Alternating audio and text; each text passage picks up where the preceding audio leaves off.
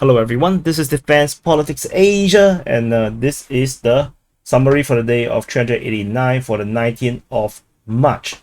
Let's start off with the biggest news, which is at Avdiivka Front. So at Avdiivka Front, I have done a breaking news or quick update over at the Avdiivka Front. But I didn't go through exactly all the sources in that one. So as per usual, the SITREP, we will go through all the sources. And the biggest news is actually this part. This information comes today by Military Chronicles, a pro-Russian source that actually report that there is a breakthrough, and the Russian forces has entered the district of Khimik in the Avdiivka region. So, which is actually they break through into this area, and they are now fighting within the city limits of Avdiivka. But of course, I would suggest to take a pinch of salt, because the last time we heard something like this was at Vuhledar. So anyway, there is before that there was actually information coming from Surya maps that the Russian forces have broke through certain trenches and reached the last line before the Khimik district. So there is some truth to it, this where the Russian forces have broken through, and they were fighting against the last line of defense on the Ukrainian side, and it looks like they have managed to break through, which is why on the today's information we have them breaking into the district of Khimik. And in the west of it, we have fighting reported towards Giverny. According to the Ukrainian Defense Ministry, the Ryba reported that there is a Ukrainian counterattack at Vodian. However, the information largely from the Ukrainian Defense Ministry remains that the Russians are the one on the offensive. And at Vodian itself, there was fighting reported around this region. Probably, let's delete this. No, I think this is confusing to leave it there. And I think, yeah, largely, I think the direction of the attack is mainly still in this direction. And of course, this way and into Avdiivka, with the Ukrainians trying to push back the Russians' offensive. And that's from the western part of Avdiivka. In the northern part of Avdiivka, there is also a breakthrough. Ukrainian lines have broken. As I mentioned before, the main line of this defense was actually in the eastern part of Krasnohorivka, with a second line probably around just outside, and third line around Krasnohorivka. And with all this line being broken through by the Russian forces, and there is actually no proper defense line around this area here for the Russians to for the Ukrainians to actually defend themselves. And the Russian forces continue to penetrate quickly, and according to the latest information, they have entered into the village of Stepove. And based on some rumors I saw on Twitter just now before I started the recording, Stepove might have been captured by the Russian forces. It is a very small little town or village, so it's not surprising if the Russian forces have captured it, especially that if there is no serious entrenchment around this region of Stepove.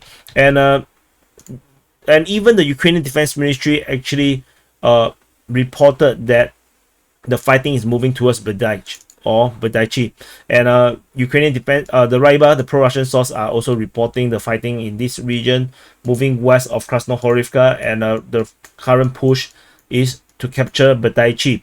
If you have watched my analysis on the Avdiivka front, if you have not watched it, I highly suggest you go and watch it. I'm talking about three different towns,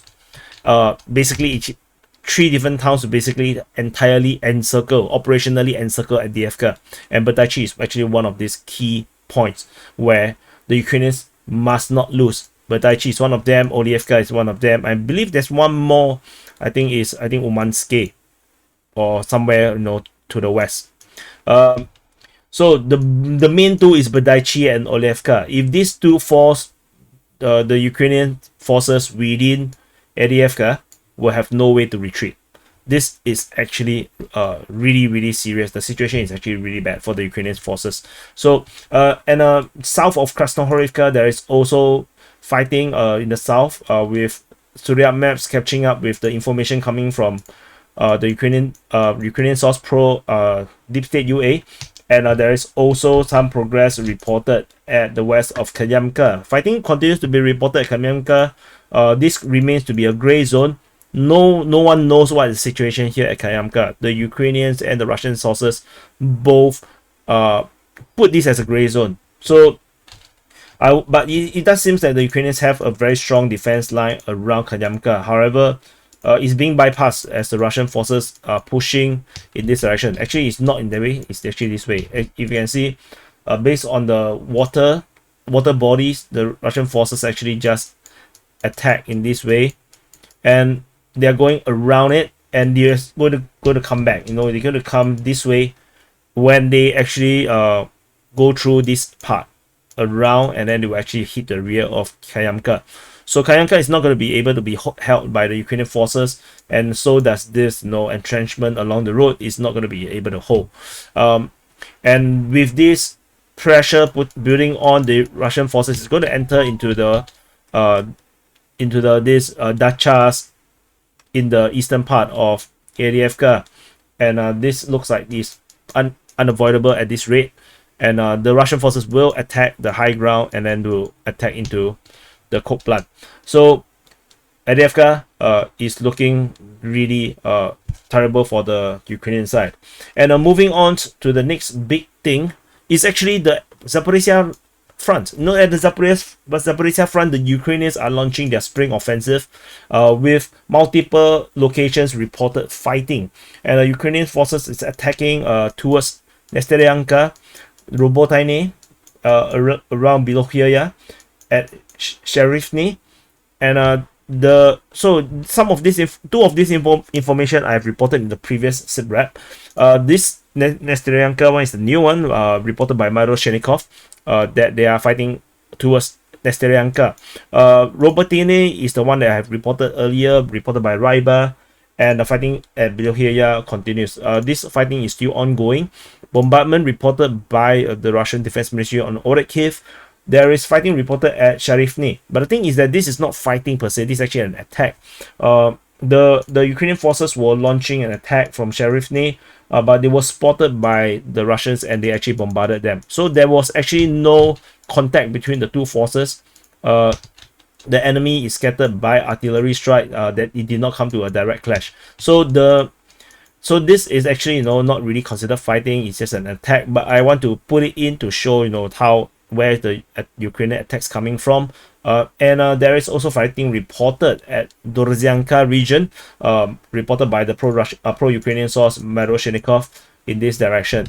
And there is information coming from Ryba, the pro-Russian source, saying that the amount of forces around the Zaporizhzhia front amount to at least 40,000 troops. This is actually 4 times more than the ones being reported at the southern front along the Mykolaiv Kherson region all the way to Nikopol in the Dnipro region. The number here is between 10 to 15,000. The forces here is 40,000.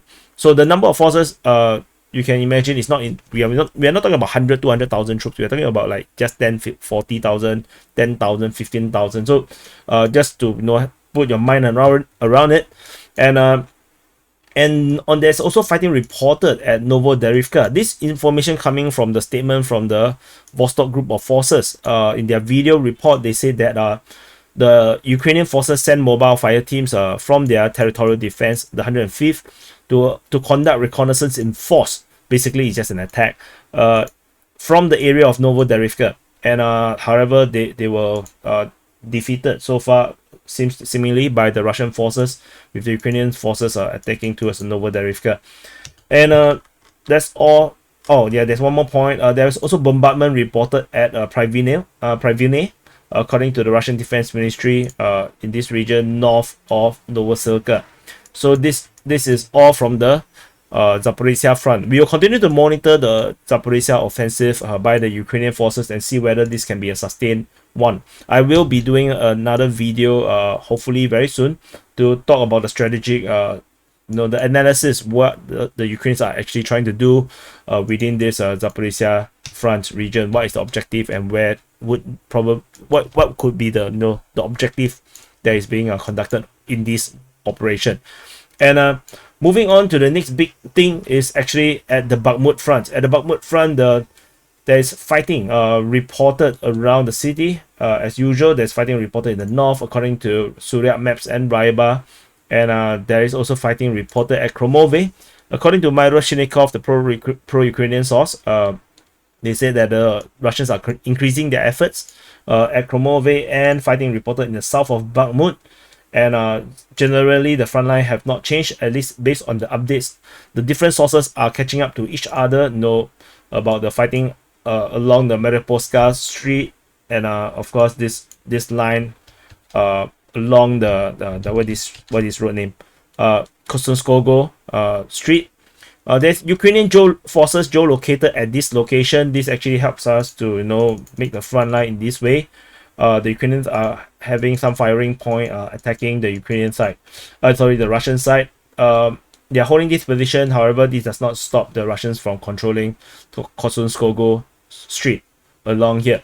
There's no further updates. I believe that there will be more updates over the next 24 hours that we'll probably see the front line change again. In the southern part of Bakhmut, the Ukrainian lines actually reduced a bit. This, as they are probably retreating a little bit due to this developing pincer that is happening around them in the southern part of Bakhmut. So if this close, then we will have an encirclement of Ukrainian forces. This will not be good. And then over at Ivaniske region, the Ukrainian forces launched a massive counterattack in the forest region, and they managed to capture most of the forest here. However, geolocation of Russian forces in the south of Ivaniske actually kind of spill the beans a bit on the how Deep State UA maps, because they were pretty bullish mapping the Ukrainians to have a tremendous amount of grounds around Ivaniske. However, the appearance of these actually make them look a bit bad because the front line is actually around this, and they still committed to this line here, but obviously this is not going to be real, because look at the terrain here. Where can the Ukrainians hide? So there is only one forest line here. Oops, there's a very ugly line. There's one line here, and they are not even controlling this part. So the Russian forces is actually controlling this part. So if you look at this kind of terrain, I don't even think the Ukrainians are here. So just take this with a pinch of salt. I think the front line around Ivaniske, the Russian lines are actually more accurate than the Ukrainian lines. However, this counterattack into the forest region is probably accurate. However, the Ukrainian Defense Ministry continue to report that the Russians are the one that is on the offensive over in the Ivaniske region. And in the north, more like northwest of Bakhmut region, there is some major developments. The Russian lines have consolidated further, and they managed to straighten most of the lines, and they're attacking towards Krychorivka. And the front line at Bodanivka has straightened up so much that an offensive into Bodanivka is a matter of time. And the geolocation of Russian forces along the end of this forest line by the Deep State UA shows that the Russians indeed have progressed most of the surroundings around Bodanivka, and they have straightened this line. And it is a curiosity whether on why the Wagner forces have not entered Bodanivka. So, like I said, there could be a possibility that they are just here to pin down the Ukrainian forces in this region here to conduct that possible double pincer around Chasivia. So we are looking at a possible pincer in this way, and then they are going to go and then pincer another one. So this is going to be quite scary if these are going to be pulled off. But I don't think it's going to be anytime soon. Ukrainian forces is very heavy in this region, so Wagner forces is really taking the brunt of the fighting in Ukraine. And north of it, there is fighting reported at Zalynyanske. According to Deep State UA, they said that the Russian forces expanded their control zone. But however, based on their mapping, they didn't really show much of an expansion. The Russian forces still mainly have a small beachhead around Zalynyanske, so I'm not sure what to map. And there's nothing mentioned about Orikhovo-Vasilivka. There is fighting reported at Vasilkivka as part of the Siversk Front, according to Myroshnikov. And that's all from the Bakhmut Front. And Siversk Front is very interesting. At the Siversk Front, we have fighting from Vasyukivka all the way to Rozdalivka, all the way to Vesely, as a continuous front line that the Russians are holding, and they are currently pushing in this direction. So they did not mention Fedorivka though. So this information coming from Miroshnikov, the pro-Ukrainian source, and they are the only one talking about the fighting in this region here. So I want to also highlight Miroshnikov is not a primary source. They are pretty new in my list of sources, but so far their information have not been invalidated in any ways. Although he seems to report a lot of exclusive, so I will continue to monitor to see whether we can trust him fully. But so far so good. So far so good. Over at the eastern part of the Siversk Front, Siversk city is actually this city here, and there is fighting reported at Sperne, according to the Miroshnikov and Verkhan-Okayamsky, similarly also by Miroshnikov. And Russian Defense Ministry only reported shelling at Kryhorivka. So entire Siversk Front, the reports are still all exclusively from Miroshnikov. And so yeah, let's see how this goes. And moving on, we are going into Kreminna Front. At the Kreminna Front, we have fighting reported within the Serebransky Forestry near Kreminna, according to the Ukrainian Defense Ministry. We have fighting reported at Dibrova, according to Deep State UA. Wogonzo reported fighting at Yampolivka and Terny. Wogonzo is a pro-Russian source, as well as at Makievka. The Ryba reported fighting around the valley, the Zuravka Valley, and the Russian Defense Ministry only reported shelling at Nevsky and Yampolivka. Deep State UA geolocated Russian forces at this location southwest of Ploshchanka, and this actually caused them to reshape their front line, and the front line probably is not so near, probably is much more to the rear. So anyway, we shall see how this goes. Deep State UA's mapping is actually the one of the most accurate, because they only change their mapping based on information that they can verify. So that could also mean that they are slow, but sometimes they are actually faster than all other sources. So if you really want, I don't care you're pro-Russian or pro-Ukraine, if you really want another mapping that is very reliable, I will recommend Deep State UA's mapping, and they do have a map that is easy to use. You just need to get used to the pro-Ukrainian slant that they have. And so in the Kreminna Front, you can see continue the same shape of fighting in this area here. In this area, it still continue to look something like this. The Ukrainians are holding the line very strongly, so we aren't seeing any major breakthrough just yet. And moving on into the Donetsk Front, or actually more like the Vuhledar Marinka Front. At the Vuhledar Front, there is fighting reported west of Mikhailsky in the Dachas, south of Vuhledar, with the Russian forces actually pushing to recapture this Dacha region. Information is coming from Wogonzo. They mentioned that the Russian forces continue to put pressure put pressure on the Ukrainian garrison in the Mikhailsky Dachas. The Russian Defense Ministry only reported shelling at Vuhledar, Preshestivka, and Novo-Mikhailivka. And at Marinka itself, we have fighting continuing to be reported within Marinka, according to the Ukrainian Defense Ministry and Wogonzo. Details in terms of the fighting at Marinka is unknown. We do not have any detailed information about the fighting. And that's all from the Vuhledar and Marinka region.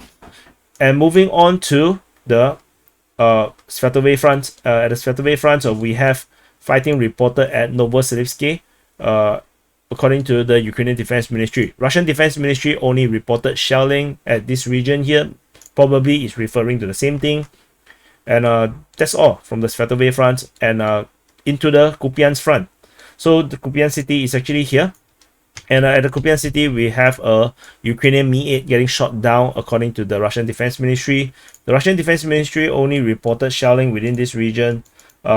here at Timkovka, at Vyshana, and at Voreshna. All this information is coming from the Russian Defense Ministry, and according to the the Russian Defense Ministry, it's actually more like, coming from the Zapat group of forces. According to they posted on the Russian Defense Ministry's Telegram channel, they said that they thwarted 2 attempts by the Ukrainian forces to conduct reconnaissance in force and close to Hraniivka. So the Ukrainian forces are actually attacking Hraniivka twice. So I draw 2 arrows. And however, the Ukrainian Defense Ministry continued to report the Russians as the one that is doing the attacking, and the same information from Deep State UA reported that the Russians are putting pressure on Myasishtivka. So the front line around the Vreshna region looks a bit like this, with the Ukrainian forces trying to attack Hraniivka. The Russians are attacking back and attacking at Myasishtivka. So the entire information about the Ukrainian forces withdrawing from this area here over to the Oskil River side, on the western part of Oskil River, seems to be, as I mentioned, dubious, as it could still be just a rotation of Ukrainian forces coming back. So that's all from the Kupiansk front. And let's see, do I miss any information? Okay, so I just want to highlight that I also have updated the map. Unfortunately, this is not open to public. The map is only open to Patreon members and Coffee members that sign up for the DPA officer role. And so far the information I have is that the Vostok group is the one conducting the operation in the Zaporizhzhia and Southern Front. I will continue to update the information when I come to get it. The Zapo group is the one fighting in the Kupiansk region over here, and the Sentir is at the Kreminna region, and then the Yoke is actually Bakhmut Avdiivka region, which is actually the 2 hottest front line. This is the Yoke group of forces, and then the Vostok group is Zaporizhzhia plus Donetsk, which is actually South Donetsk. So it's actually the entire southern area here. So this is actually all the Vostok group of forces. So yeah, so just for additional information, as we will continue to see more of this naming of the group of forces very, very often, because I have been seeing them for the past 2 months, and I feel that it's time to really get used to it and learn who are they. And so anyway, that's all. Thank you for watching. Do check out the Avdiivka analysis, and of course also the breaking news, the quick update over at the Avdiivka Front. And do check out all the analysis. The analysis will give you some direction into what exactly is happening and could happen, and it will make things a bit more less confusing for you. Anyway, thank you for watching. This is the summary for the day of 389 to the 19th of March. Press the like button, subscribe if you're new to this channel, and share this indiscriminately. Just share it everywhere you can, and I'll see you in the next update.